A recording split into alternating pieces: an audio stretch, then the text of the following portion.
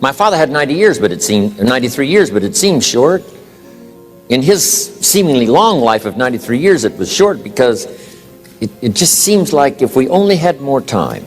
Old Testament gives us a view of some people who live to be 5, 6, 7, 8, 900 years old. If I have a chance to ask, I will ask, how come we got shortchanged?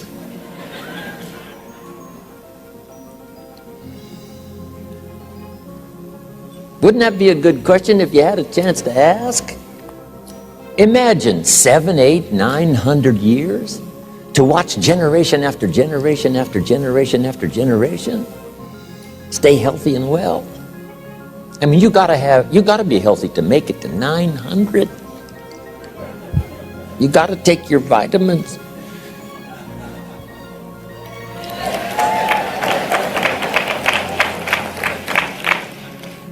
I'm pushing the Bible, I'm pushing vitamins. I mean, I'm doing good today.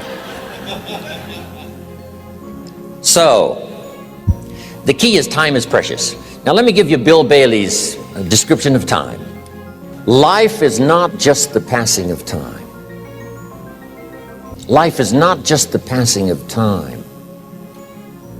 Life is a collection of experiences, their frequency,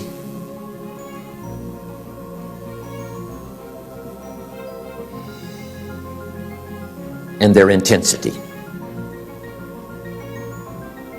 Life is not just watching the clock tick away.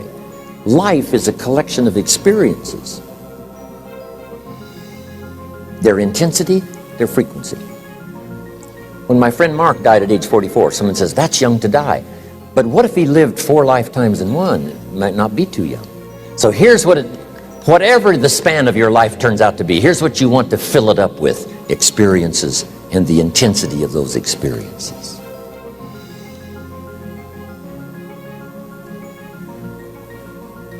But now let's talk about the management of time. Here's one of the best ones. We covered earlier, when should you start building this hotel? Answer: as soon as you have it finished. Now jot this one down on time management. When should you start the day? As soon as you have it finished. Plan the day the best you can, leaving plenty of room for improvising and surprises and all the stuff that happens during the course of the day. But if you've planned a good, productive day, now you start that day, you can't believe how much more valuable your time will be. Don't start the day until you have it finished.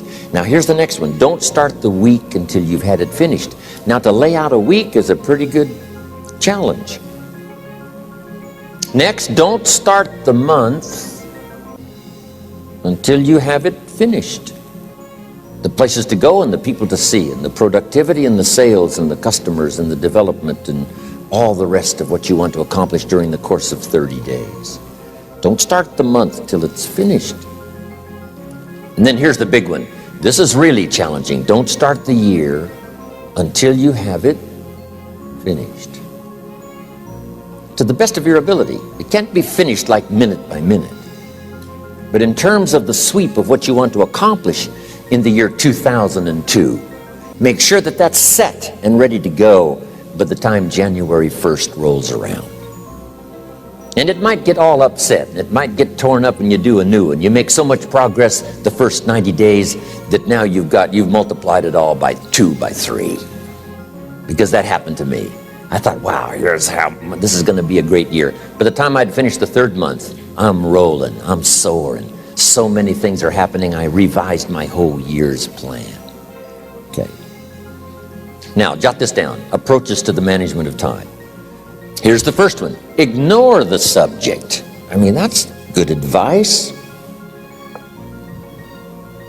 Don't let anything overly bug you. Because remember now, you don't have to do anything. Someone says, well, I got to get a handle on my time. The answer is no, you don't. If you want to let it all go, you can let it all go. I mean, this is good advice. Somebody says, you ought, you ought, you ought. Jot this down. Ignore all the you oughts or you should. Only if they're giving general information. We should. It's better to say if you're teaching, we should. Not you should, we should. Then you let me listen in without it being too confrontational. If everyone did this, see, that'd be great. And then you give a person a chance to choose to do it or not to do it. But when you start the you ought, now see if I don't, now see we got some tension and maybe some problems. So you oughts seem to always create problems. When you're talking to your kids, you say, no, if kids would do this, not always saying if you did this, life would be better, but if kids did this, life would be better. It's like making a little talk and letting them listen in. And then it's a little less confrontational. It gives us a choice. In one of my seminars, here's what I teach. All life form strives to the max of its potential except human beings. All life form strives to the max of its potential except human beings. How tall will a tree grow? As tall as it possibly can. You never heard of a tree growing half as high as it could. No, trees don't grow half. A tree drives its roots as deep as it can, reaches as high as it can, produces every leaf it can, every fruit it possibly can. To the max. Every life form strives to the max, except human beings. Now, why not human beings? Jot this down. You've been given the dignity of choice. You're not a robot. You don't have to repeat this year the same as last year. You can tear up last year's plan, develop a new plan.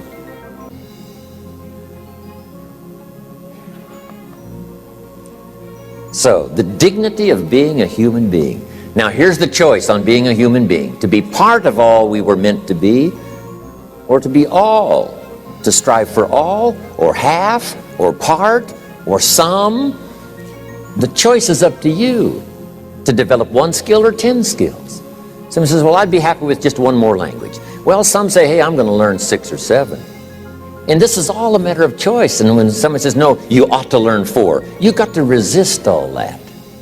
Because this is personal dignity. And you don't want to destroy someone's dignity by doing all the oughts, and then they feel reluctant to do it. Now we've got problems. So if you want to, just ignore this subject on time management. Now here's the next one. Step down to something easier.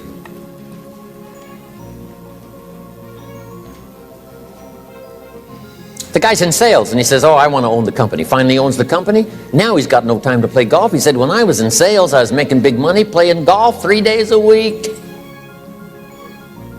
Heck with this owning something. Heck with managing. My life was never my own after I started to manage. I'm going back to sales. See, this is the key.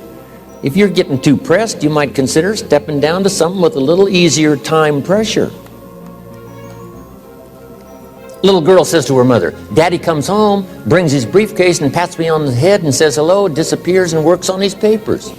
How come my daddy doesn't play with me? And her mother said, look, your daddy loves you very much, but he's so busy at work, he can't get it all done, he has to bring it home. He loves you, but that's why he can't play with you.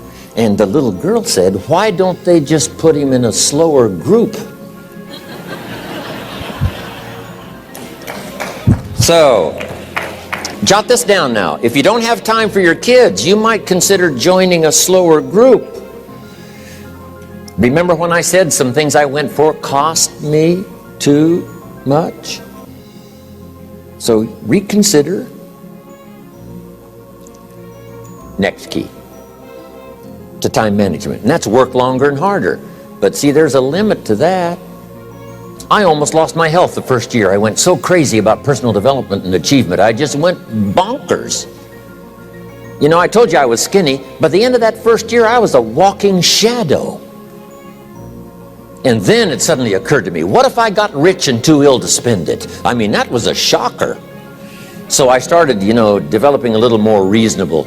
Because I said, if 12 hours won't do it, I'll work 14. If that won't do it, I'll work 18. I mean, how many hours it takes. And sure enough, it cost me too much.